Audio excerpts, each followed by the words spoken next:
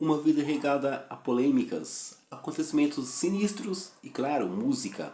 É sobre Tupac Shakur que nós vamos falar no vídeo de hoje.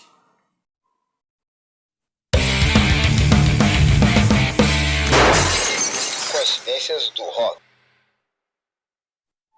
Fala pessoal, como vocês estão? Sim, estou de volta. Mais um vídeo para vocês, mais um vídeo aqui pro canal. Como eu disse na chamada, hoje vamos falar de Tupac Amaru Shakur, sim, que nasceu no dia 16 de junho de 1971 no East Harlem, Manhattan, Nova York. Mais conhecido pelos seus nomes artísticos, Tupac, Machiavel ou apenas Pac. Rapper, ator e compositor norte-americano, considerado por muitos como um dos melhores e mais importantes rappers de todos os tempos, que em 2010 já havia vendido pelo menos 75 milhões de cópias pelo mundo. Além de músico, Tupac também foi ator e ativista social. A maioria das suas canções tratam sobre como crescer no meio da violência e da miséria nos guetos, o racismo, os problemas da sociedade e os conflitos com outros rappers. Antes de entrar para a carreira artística, ele era um roadie e dançarino de hip hop alternativo. Começou a fazer sucesso quando entrou para o grupo Digital Underground. Diz a história que Tupac Shakur tinha duas certidões de nascimento oficiais. Para a gente entender se essa história procede ou não, precisamos falar um pouquinho dos seus antepassados e principalmente voltar um pouquinho no tempo, no fim da década de 60, início da década de 70. Sua mãe, Afeni Shakur, e seu pai, Billy Garland, eram membros ativos dos Panteras Negras em Nova York, no final da década de 60, início da década de 70. Tupac Shakur nasceu apenas um mês após a absolvição de sua mãe em mais de 150 processos de conspiração contra o governo dos Estados Unidos. Apesar de não ser confirmado pela família de Shakur, muitas fontes, inclusive o relatório do médico legista, mostram seu nome de nascimento como Lesan Parrish Crooks. Este nome teria supostamente entrado em sua certidão de nascimento porque sua mãe temia que seus inimigos pudessem atacar o seu filho, e disfarçou sua verdadeira identidade usando um sobrenome diferente. Ela mudou isso depois de se separar de Garland e se casar com Mutulu Shakur. Como eu disse lá no início, a vida de Tupac sempre foi cercada, de histórias polêmicas, mesmo antes dele fazer sucesso. Mas a gente vai ver que, infelizmente, essas histórias não ficaram restritas apenas a ele.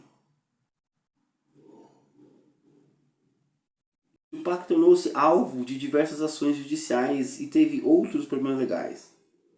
No início da carreira, ele foi atingido por 5 tiros e assaltado no corredor de um estúdio de gravação em Nova York. Após o incidente, Tupac começou a suspeitar que outras figuras da indústria do rap ficaram sabendo do acontecido e não avisaram a ele, o que desencadeou a rivalidade entre as costas leste e oeste. Seu padrinho, Jerônimo Pratt, um membro importante dos Panteras Negras, foi condenado pelo assassinato de uma professora durante um assalto em 1968, apesar da sentença ter sido revogada mais tarde. Seu padrasto, Mutulu Shakur, passou 4 anos na lista dos 10 mais procurados do FBI, começando em 1982. Também era procurado, em parte, por ajudar sua irmã, Assata Shakur, também conhecida como Joanne Chismar, a escapar de uma penitenciária em Nova Jersey, onde estava presa por matar um policial em 1973. Mutulu foi pego em 86 e preso pelo assalto de um caminhão blindado, onde 2 policiais e um guarda foram mortos. Com 12 anos de idade, Tupac se matriculou na 127th Street Repertory Ensemble of Harlem, um grupo de teatro, e foi escolhido como o personagem Travis Younger na peça A Rising in the Sun, que foi perfumada no Teatro Apollo. Na Baltimore School for the Arts, Tupac estudou atuação, poesia, jazz e balé, sim, é verdade. Atuou em algumas peças de Shakespeare e também atuou como o rei das ratazanas em O Quebra-Nozes. Acompanhado de seu amigo Dana Mouse Smith, ele ganhou na maioria das competições de rap em que participou. Era considerado um dos melhores rappers da escola. E também foi lembrado como uma das crianças mais populares, né? Devido ao seu senso de humor, suas capacidades de rapper superiores e principalmente a facilidade que ele tinha de se misturar com todas as turmas.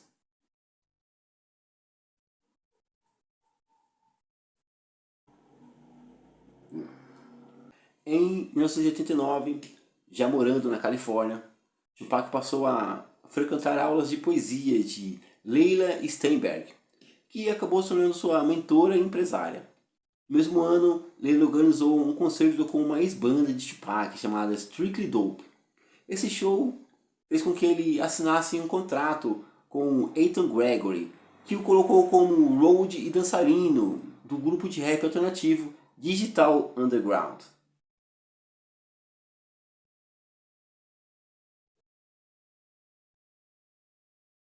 Nesse período, infelizmente, Tupac acabou se envolvendo com o tráfico de drogas. E por conta de várias discussões com sua mãe, acabou saindo de casa e ficando sem teto por algum tempo, indo morar frequentemente na casa de amigos e de seu meio-irmão em Auckland. Tupac estreou suas habilidades de rap na música Same Song, do Digital Underground, em 1991. Depois, Tupac lançou seu álbum de estreia, Tupacalypse Now, também em 91. O álbum permaneceu oculto por alguns anos e não foi lançado nenhum hit. Mais tarde, foi a vez de Strict for My Niggas, lançado em 1993. Considerado seu primeiro álbum de sucesso, lançou dois hit singles, I Get Around, com o próprio grupo Digital Underground, e Keep Your Head Up. O álbum e os singles levaram o disco de ouro ainda no final de 1993. Em março de 1995, seu terceiro disco, Me Against the World, é lançado. É lançado enquanto Tupac cumpria a pena, por agressão sexual. O álbum foi direto para o primeiro lugar das paradas da Billboard 200, com 240 mil cópias vendidas apenas na primeira semana. O álbum traz o primeiro top 10 hit de Tupac, a música Dear Mama, que chegou ao número 9 da Billboard Hot 100. Em abril de 95, Tupacalypse Now era disco de ouro e Strict for My Niggas, Me Against the World eram platina. E no final do ano, Me Against the World era platina dupla e o single Dear Mama, disco de platina.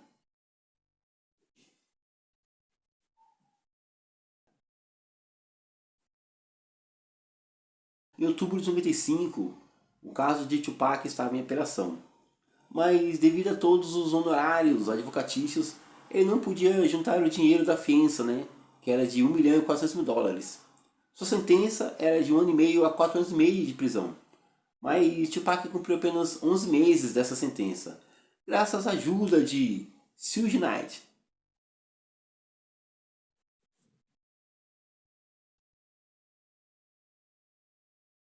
Suge Knight, diretor executivo da Death Row Records, que pagou a fiança, mas em troca fez Tupac assinar um contrato para lançar 3 álbuns para o selo Death Row. Então Tupac voltou rapidamente a gravar músicas.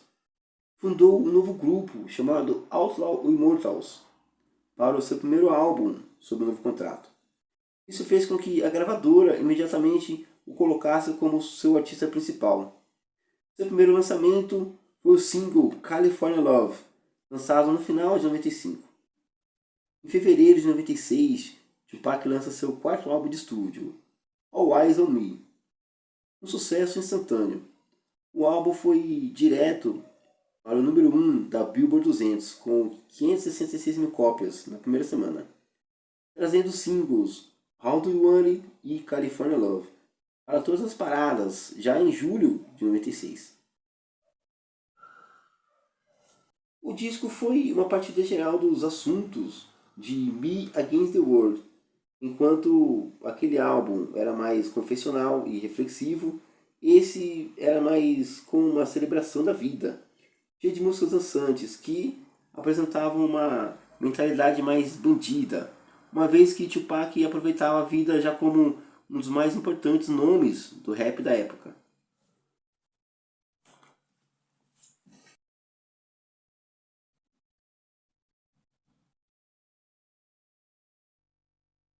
Durante o resto de seu contrato com a Death Row, Tupac gravou centenas de músicas e vieram a ser lançadas em seus álbuns póstumos.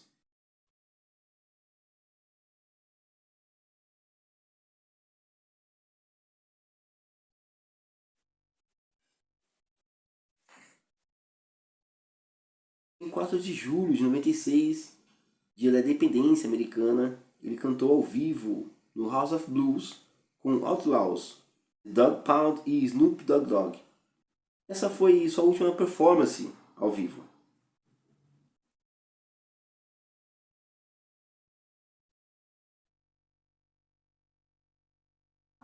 Na noite de 7 de setembro de 96, Tupac foi assistir a uma luta de boxe entre Mike Tyson e Bruce Seldon no MGM Grand Las Vegas. Após o evento, entrou na BMW E38 Sedan, que pertencia a Suge Knight, às 22 horas e 55. Quando parou num sinal vermelho, Tupac abaixou o vidro e um fotógrafo tirou uma foto. Cerca de 10 minutos depois, foram parados por policiais, pois estavam com o som muito alto e sem a placa de licença do carro. Então, Suge pegou as placas de dentro do porta-malas e os dois foram liberados sem serem multados. Aproximadamente às 23h15, um Cadillac branco, modelo antigo, com um número desconhecido de ocupantes, se aproximou da BMW. Com o vidro da janela abaixado, foram disparados cerca de 12 ou 13 tiros contra Shakur, sendo atingido por 4 deles, um na cabeça, 2 na virilha e um na mão. Uma das balas provavelmente ricocheteou no pulmão do rapper. Suge Knight foi atingido na cabeça por estilhaços, mas acredita-se que a bala passou de raspão por ele. Os dois foram levados para o centro médico universitário, com ferimentos graves. Tupac foi submetido a várias cirurgias, até a retirada do pulmão mal sucedida, e suas chances de sobrevivência eram de 50%. Mas no dia 13 de setembro, Tupac faleceu de hemorragia interna. Sua mãe informou aos médicos a decisão de desligar os aparelhos. Foi oficialmente declarado morto às 4 horas e 3 minutos da tarde. As causas oficiais da morte foram descritas como insuficiência respiratória e parada cardiorrespiratória. Devido em partes à falta de provas oficiais, investigações e teorias relacionadas ao assassinato surgiram. Isso por conta de uma rivalidade, né, entre Tupac Shakur e o rapper Notorious B.I.G. Houve, desde o início, especulações sobre uma possível colaboração de Notorious no assassinato, embora ele e sua família tenham negado veementemente o tempo todo. A MTV acabou recebendo um documento, né, declarando que Notorious estava trabalhando no estúdio lá em Nova York no dia do assassinato. Vai lembrar também que Notorious B.I.G. foi assassinado em março de 97. Dizem que amigos de Tupac Shakur teriam supostamente vingado sua morte. Um amigo de infância de Tupac, que estava no comboio, né, no dia do assassinato, disse a policiais que seria capaz de identificar os autores dos disparos. Mas infelizmente não deu tempo de fazê-lo, né? Porque foi baleado e morto pouco tempo depois em um projeto de habitação na cidade de Irvington.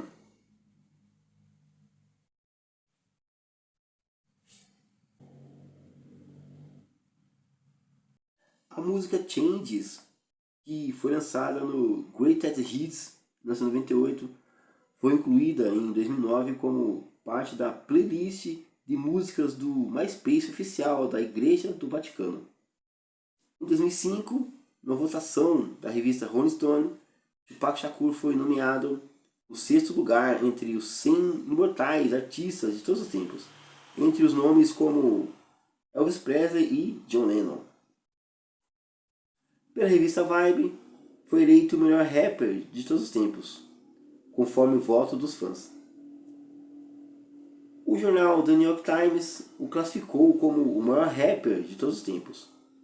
E em abril de 2017, Tupac Shakur foi incluído no Rock and Roll Hall of Fame, se tornando o primeiro rapper solo a realizar tal feito, e fazer parte dos então únicos artistas de hip hop inseridos junto com os grupos NWA, Public Enemy, Run DMC e Grandmaster Flash and the Furious Five. Pessoal, por hoje é só isso. Esse foi o nosso vídeo para homenagear um dos grandes rappers, da história, Tupac Shakur, que faleceu no dia 13 de setembro de 1996. Espero que eu tenha agregado ao conhecimento de vocês. Vou ficando por aqui e a gente se encontra no próximo vídeo.